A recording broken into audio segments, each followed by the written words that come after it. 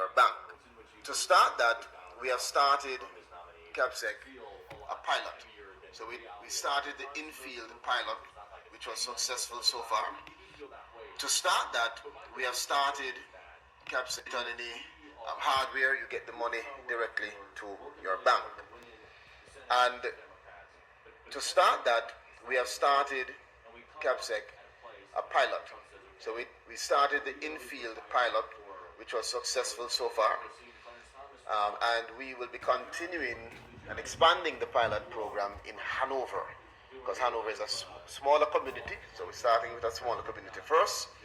And then within 2 weeks, we'll be out in Westmoreland, St.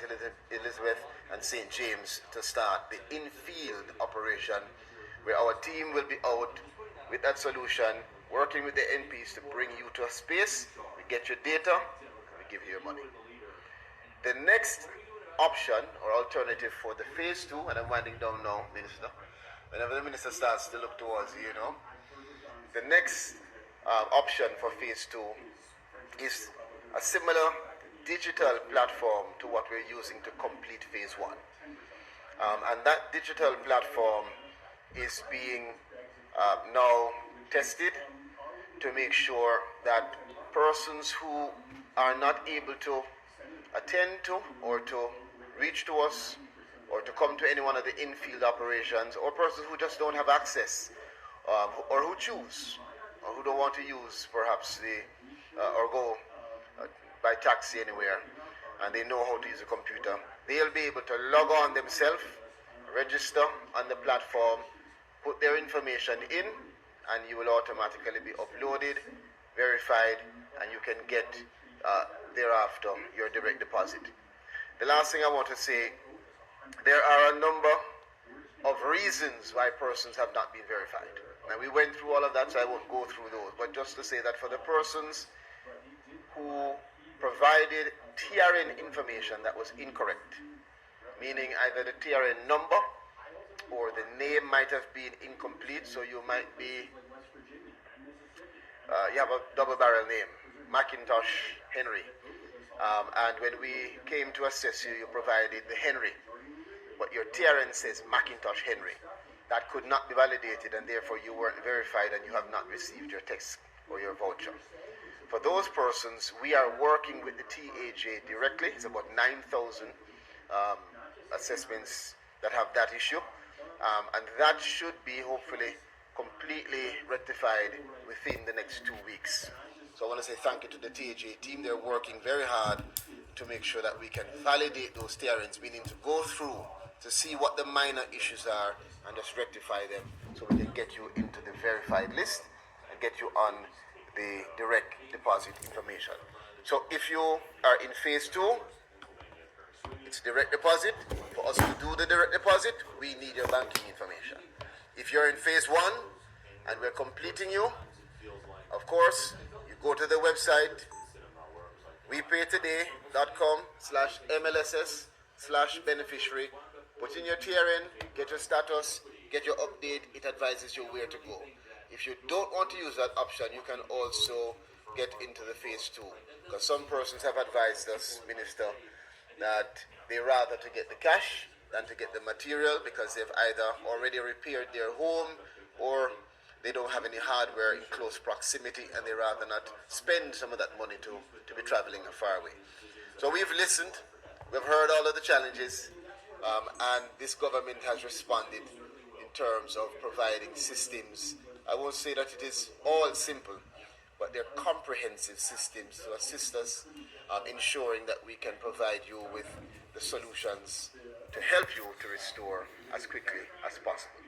We'll have another opportunity to go into further detail, but as I said, the Prime Minister is here, and it is his day. Thank you, Minister. Thank you very much, Minister Charles, and thank you for cutting. I know you have a lot more to speak about and Jamaicans want to hear. We will bring him back next week, right, Minister? So now you will be hearing from the person that everybody wants to hear from, our wonderful Prime Minister, Dr. the Most Honorable Andrew Holness, who has been leading us through the post-Melissa period and doing it so wonderfully. NARA is something that is groundbreaking. As I was traveling last week, PM, I got a lot of questions about how we were reconstructing and other ideas from other countries. The world is looking at us, and I do believe that we have the right leader leading us into this new era and an era of opportunity. So please welcome our Prime Minister, Dr. the Most Honourable Andrew Holness. Thank you, Minister. Let me acknowledge all who took the time to be here this morning. Cabinet press briefings are becoming quite an event. I noticed that students from UTech and other universities are joining us. Welcome. It's very important that you are a part of the, I like to use the term civics of the country, the public affairs. Very important. These days, there tends to be almost a popular view that it is not cool to be in politics, which is far from the truth. Being involved in the affairs of your nation is, in my opinion, the highest calling and the coolest thing that you can do. So I congratulate you for taking the time and participating. Just to hear what we have to say. We don't always reach the audience that you can reach. And sometimes they won't accept it from me, but they will accept it from you. So it's good to have you here. Let me acknowledge my ministers who are here and my permanent secretaries. Surely. Who are also here, and the various heads.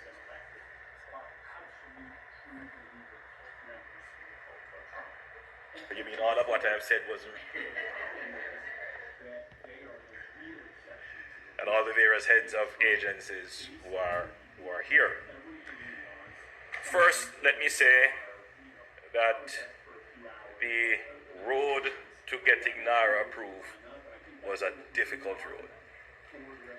I see the CABSEC smiling in agreement because behind the scenes she did quite a bit of work coordinating and pulling everything together, because in the initial stages of NARA, the coordination, the organization, the administrative work that needed to be done, that was placed on the Cabinet Office for strategic reasons, because that is where that is the part of government that has reach into all of government, and therefore we utilize the resources of the Cabinet Office to get this done. So in my hands today is actually the law, physically represented. It's no longer the NARA bill, it's the NARA Act, and it has received this very beautiful seal. It's called the Royal Assent. We're going through a process to change up all of that, but until then it is what it is. This is a Royal Assent, meaning that the Governor General has stamped the bill with the seal to say this is now law. So Parliament debated, Parliament made amendments and voted, both houses, and passed the bill in the House, but it goes through one last phase. Some people say it's a formality. Not quite that, but an important part of our legislative process. And so now, NARA is fully legal. NARA is in effect. So it has given NARA its legal identity, its powers, its duties, and outlined clearly what are its functions. But this needs to be brought to life. And to do that, we have to appoint the people who will bring the bill, the act, to life. And I'm pleased today to announce that after a very extensive process where we advertised for the post of the CEO, the Chief Executive Officer, it was advertised internationally.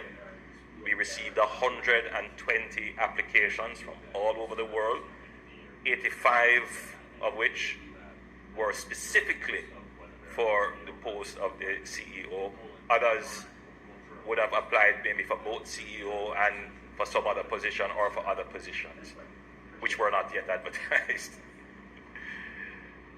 We shortlisted 7, so you can imagine the involved process of filtering through all the applications. So we shortlisted 7, and these 7 persons were interviewed, 3 of whom were Jamaicans and 4 were international candidates: Australia, United States, the UK, and I don't remember the other country. The panel included, the panel that conducted the review and the interview, included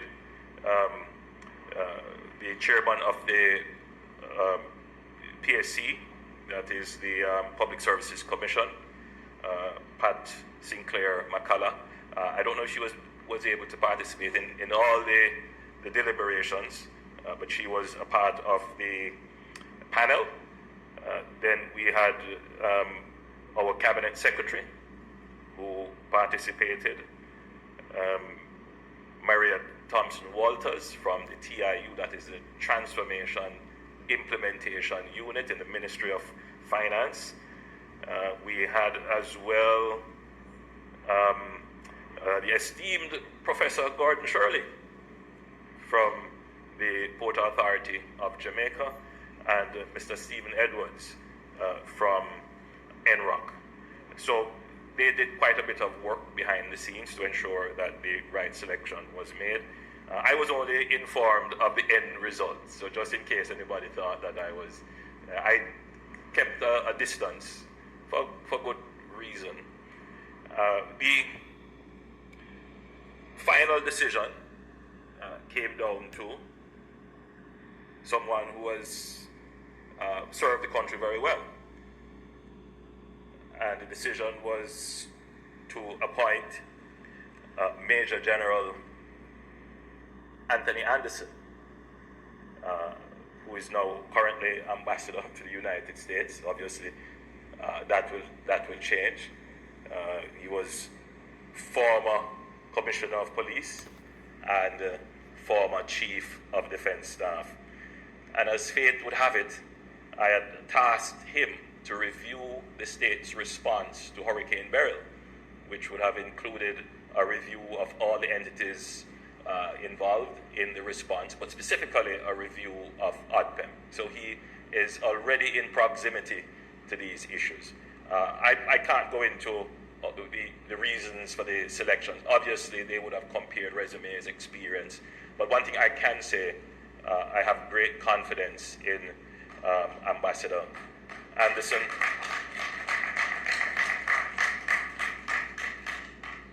He would obviously have great skills in leading national institutions. He led 2 of the most important institutions in Jamaica, the JDF and the JCF. In both instances, he would have designed and implemented transformational programs in both institutions. He would have had the experience of working with international entities, both the IFIs, which are going to be critical, that is the international financial institutions, going to be very critical in this process, but with international contracting as well.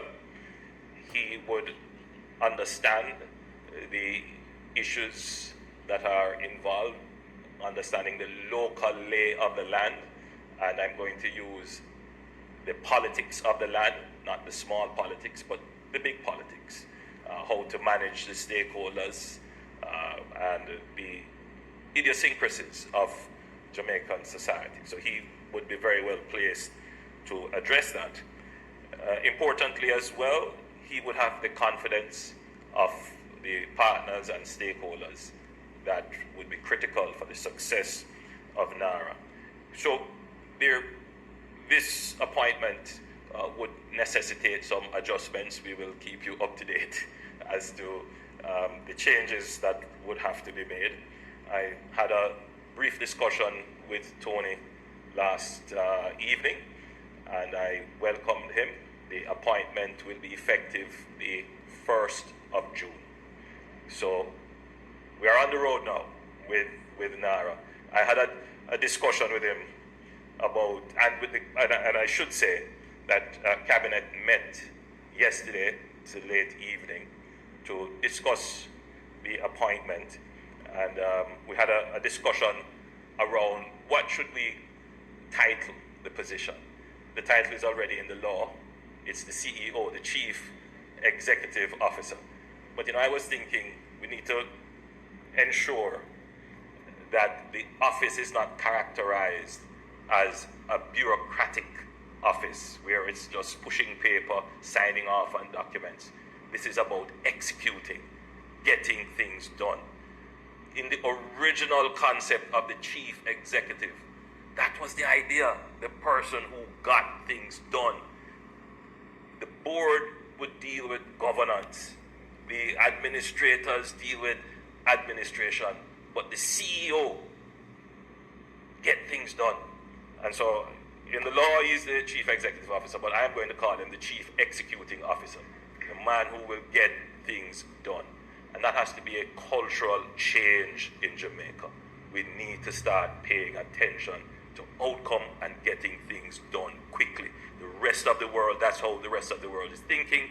We are lagging behind. And I'm saying this looking straight in the eyes of our UTech students. The next generation of Jamaicans, you must be the people who get things done. Now, the Cabinet also discussed the first set of projects that will form the register for NARA. We have finalized a short list.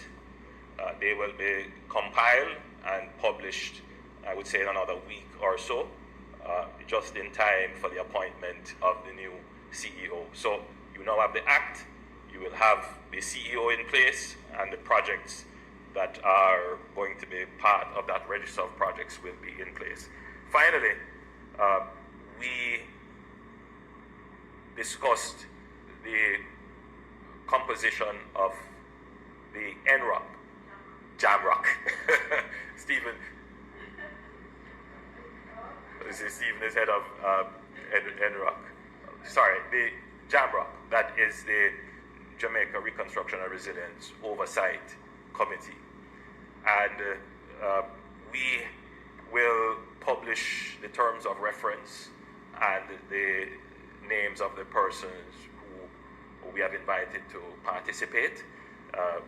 So this will happen simultaneously with the appointment of the Chief Executive Officer, who I'm going to call the Chief Executing Officer. So we are all aligned now, and we are ready to go. 1st of June will be the effective start date of operations for NARA. Thank you so much for listening.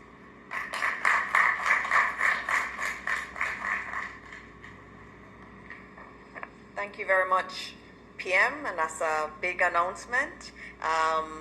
I spoke to Ambassador this morning, and he was very, very happy.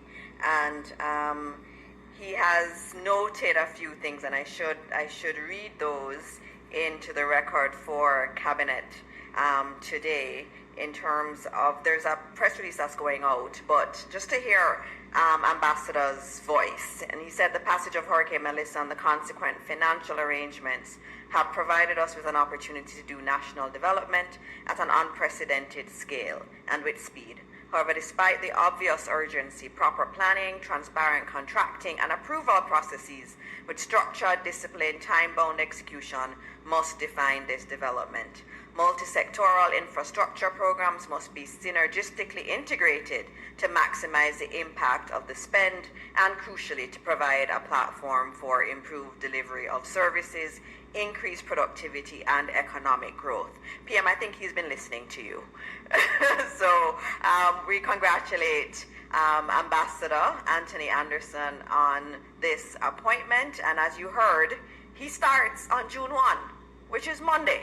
So you have the law in effect, and I think it was signed maybe a day or so ago, and Now you hear who the CEO is, and the CEO starts on Monday. This is an administration that gets things done, and the Prime Minister has been saying it. With NARA, it's all about speed and efficiency, and we've been able to demonstrate that. So thank you, PM. Thank you, CAPSEC, too, for all the work that you've put into this. So we're going to move straight into questions. Today's a big morning.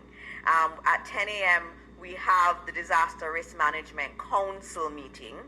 The hurricane season also starts on June 1, and it is important that we prepare, and I want to acknowledge the Honorable Desmond McKenzie, who is here, our Minister of Local Government and Community Development, who will be leading on that council meeting with the Prime Minister. So we do have to get out of here, so I'm going to go very quickly into the questions. All right, so remember to say your name and your affiliation and then ask your question. Good morning, everyone. Mahiri Stewart, Nationwide News. Question for the Prime Minister. Today is May 27, 2026. NARA has been made law. We have our CEO now. So my question to you would be, what does May 27, 2027 look like now that the NARA has been established?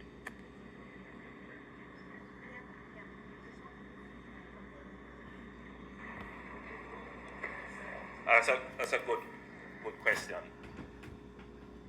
There are scarcely any project that you could execute, meaning bring to completion within a year, except, however, projects that have to do with the relocation of persons whose homes would have to be reconstructed. So that's target number one. Those issues that are close to people, close to the recovery and restoration of life and livelihood, those projects we want to get them off the ground right away, and by 2027 we should be saying that is complete. That's my immediate direction as well to the new CEO. Were there any instances during the crafting and even the amendments made to the bill where a correction was brought up or a suggestion was brought up that you believed made what the bill became more robust than prior? Firstly, let me say that no legislation is perfect, and there is always a battle for the better view, always, and we don't shy away from robust debate about what is the better view. However, I found that much of what was proposed came from a place of mistrust, of fear, and ignorance. And it clouded the public's understanding of what we were trying to achieve. From my position, I gave the directive to my members that we must not lose sight of the objective of creating an institution that can move with agility, speed, but at the same time respect the fundamental principles of fairness, inclusion, competitiveness, consultation. And I think we can do it. I don't think these principles are at odds with speed. We just have to rethink how we get these things done. But it's clear to me that there are a set of Jamaicans who don't want to see speed. They believe that if it didn't take long, it wasn't well done. And we need to change that culture. But there are also a set of Jamaicans who don't want to see NARA succeed. It's not in their political interest for NARA to succeed, and we must call them out. They hide under all kinds of names, claim to be parts of civil society when they are not. They are political activists, and we must call them by the name. And I stand here frankly and say that. But to your question, were there amendments that made sense? Of course. And those that did made it into the bill. For example, there was one comment about, properly defining what is resilience. I mean, it didn't change the fundamentals of the bill, but it made it a better bill in terms of the understanding of what is the government seeking to do for resilience. And there were others, but it didn't change the fundamentals of what the bill was seeking to achieve. Right, and lastly, as you said earlier about a change of culture, given what NARA is set to achieve by, cutting some of that red tape and getting projects done quickly, do you see its success leading to a cultural shift within all government agencies to maybe take a page out of NARA? It's very difficult to have culture change in a country like Jamaica because you have to first of all past the political barrier. I mean, even when something makes sense, even when it's logical, it gets trapped into the political quagmire. Now, in a sense, that's what makes our democracy strong, but it is also what makes us slow. And so if we're going to have culture change, we need to have a change in our politics. There has to be things that are taken out of the political domain, and we agree. And look, Trinidad has oil and natural gas. They have a natural resource. You know, Guyana and Suriname, they have gas and they have a natural resource. Jamaica's bauxite, it's, you know, almost 50 years in, that is depleting. What is the resource that we have that is going to generate growth, that is going to fix the road, the hospital, the school? Because somehow in the minds of the people, all of these things can be fixed without paying attention to what we produce. And until we get people to understand that efficiency is a resource, in the same way that oil is a resource. And it is so telling that countries that have oil, if you look at Dubai and the Emirates and Saudi Arabia and all of them, what do you think they're trying to do? Get more oil? No, what they're trying to do is get more efficient. They're trying to build infrastructure and develop systems to attract people to come and live in their country, make their society more efficient, because that is the biggest asset. And what are the things that help efficiency? Technology. That's number one. But number two, it is a culture of getting things done. And that is what we don't have in Jamaica. We argue and quibble about everything. If you look at the debates that have taken place, not one of them spoke about getting things done quickly. Not one. And until there is a pivot and a shift, and the people who are the blockers and who feel that they're only important if they obstruct, until you take them out of the equation and bring up people who say, let me get this thing done right away, and we will get it done efficiently, we will build quickly and we will build well. Until we get that change, then we will be stuck in the mode of the 70s, 80s, 90s, the 2000s, where we are only getting 1%, 2%, or no growth. Growth also requires a mindset shift.